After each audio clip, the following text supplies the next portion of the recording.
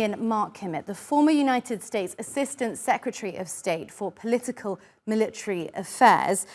Are there any diplomatic avenues left, Mark, for Biden now that he's promised such a consequential response? And what do you anticipate that response being? Well, first of all, I think there have been a number of diplomatic outreaches of late to the Iranians, most notably the warning of the ISIS attack that happened inside of Iran. But these types of diplomatic outreaches don't seem to be having the effect that the president or the administration would want to see. As to the what I see coming forward, I believe John was a little bit off on his assessment. I do not believe that we will see simply an infrastructure attack, take out a couple of mobile launchers, take out a command and control center.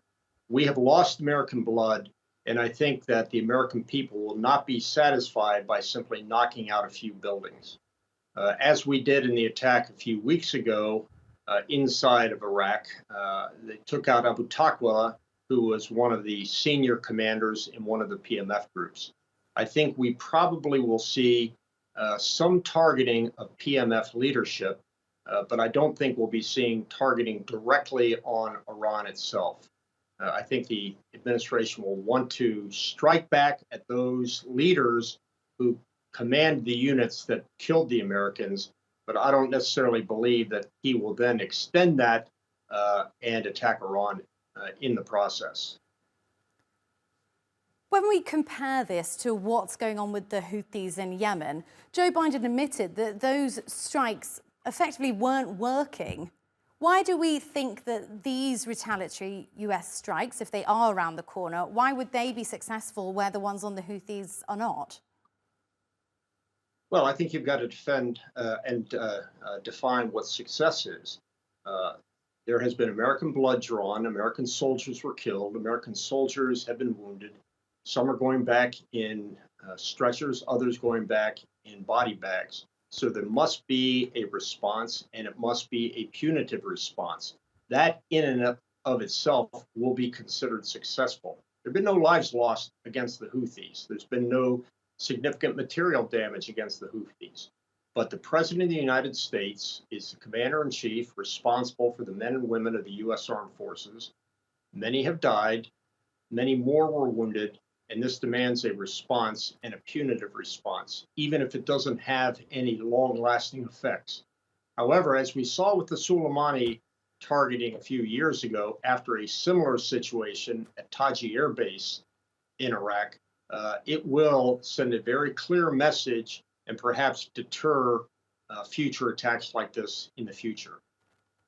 I mean, with all due respect, there have been lives lost in American offensive against the Houthis. 2 US Navy SEALs who died in a US instigated mission. But let's put that aside. A lot of talk now. I don't think we need to put that aside. Okay. The fact remains is trying to make a point, but that point is incorrect. Okay. Those were not combat losses. Those were losses incidental to a combat operation. They weren't killed by a foreign force. They weren't killed deliberately by a foreign adversary. They were lost as part and consequential to a combat mission. That's a difference.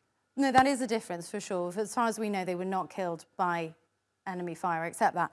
A lot of talk now about how this conflict really is starting to ripple across the area. How worried should we all be at this point? Oh, I think we should be concerned. I don't think we should be sticking our head underneath tables just yet. The fact remains is there are adversaries throughout the region that want to see this fight expand.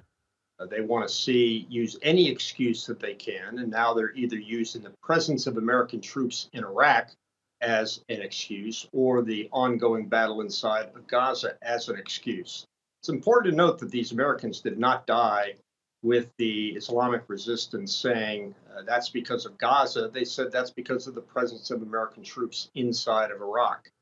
So there are groups using any excuse they can to try to extend this war well beyond the confines of Gaza and Israel. So we should be concerned, and I think everybody needs to make a significant diplomatic effort among all sides of the conflict to try to calm things down and bring things to resolution as quickly as possible.